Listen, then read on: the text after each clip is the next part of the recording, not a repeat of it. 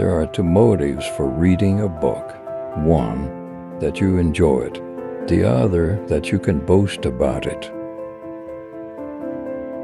Do not fear to be eccentric in opinion, for every opinion now accepted was once eccentric.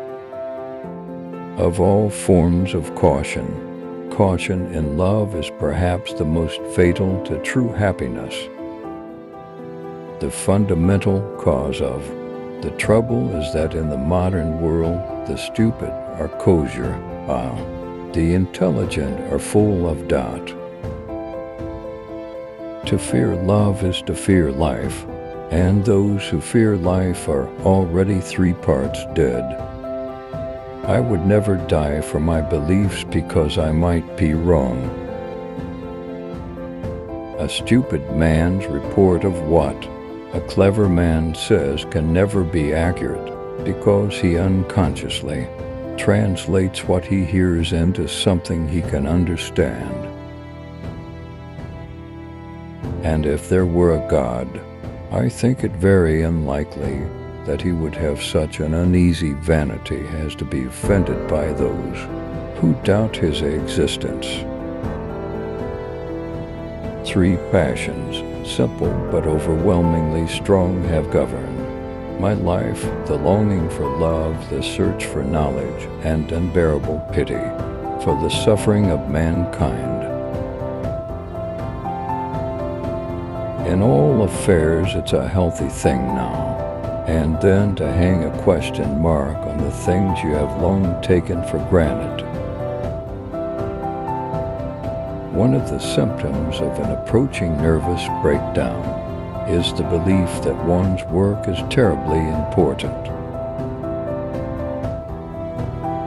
Our great democracy still tend to think that a stupid man is more likely to be honest than a clever man, and our politicians take advantage of this prejudice by pretending to be even more stupid than nature made them. Fear is the main source of superstition and one of the main sources of cruelty. To conquer fear is the beginning of wisdom. The hardest thing to learn in life is which bridge to cross and which to burn. It's easy to fall in love. The hard part is finding someone to catch you. To teach how to live without certainty and yet without being paralyzed by hesitation is perhaps the chief thing that philosophy in our age can still do for those who study it. Most people would sooner die than think. In fact, they do so. It is the preoccupation with possessions, more than anything else, that prevents us from living freely and nobly. Those who have never known the deep intimacy and the intense companionship of happy mutual love have missed the best thing that life has to give.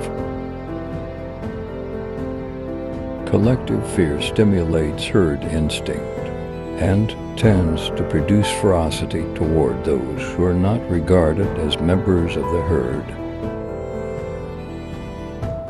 We know very little, and yet it is astonishing that we know so much, and still more astonishing that so little knowledge can give us so much power.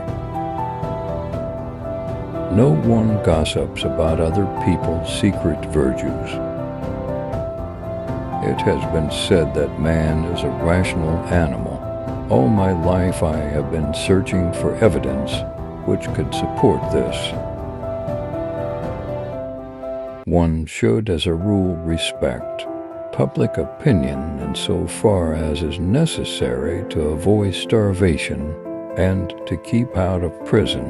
But anything that goes beyond this is voluntary submission to an unnecessary tyranny and is likely to interfere with happiness in all kinds of ways.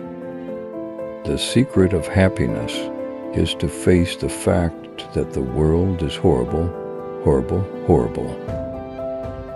One of the painful things about our time is that those who feel certainty are stupid, and those with any imagination and understanding are filled with doubt and indecision. The fact that an opinion has been widely held is no evidence whatever that it is not utterly absurd.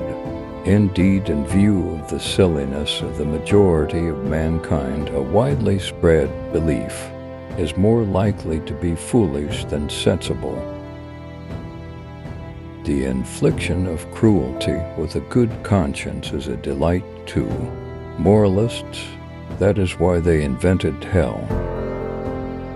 Patriots always talk of dying for their country, but never of killing for their country. Not to be absolutely certain is, I think, one of the essential things in rationality. Neither a man nor a crowd, nor a nation can be trusted to act humanely or to think sanely under the influence of a great fear. So far as I can remember, there is not one word in the Gospels in praise of intelligence.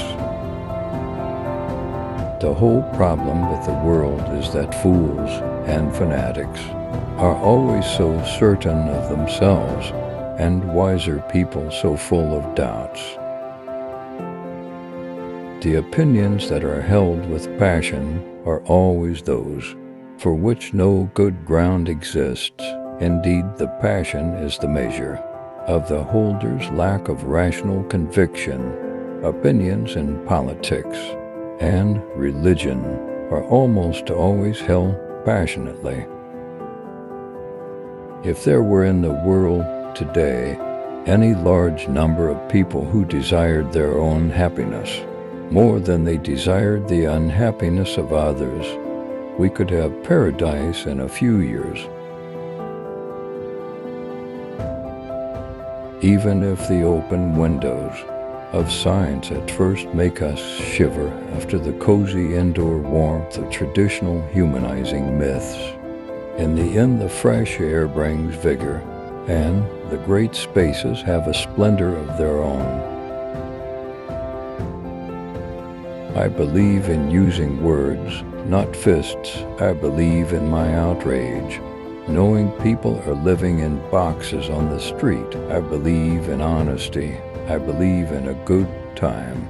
I believe in good food. I believe in sex. The secret of happiness is this: let your interest be as wide as possible, and let your reactions to the things and persons who interest you be as far as possible friendly rather than hostile.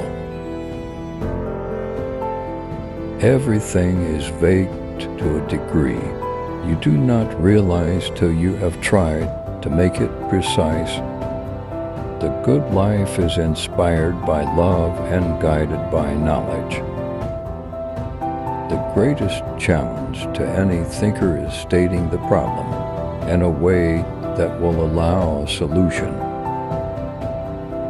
When considering marriage, one should ask oneself this question: will I be able to talk with this person into old age? Everything else is transitory. The most time is spent in conversation. Anything you're good at contributes to happiness. To be without some of the things you want is an indispensable part of happiness.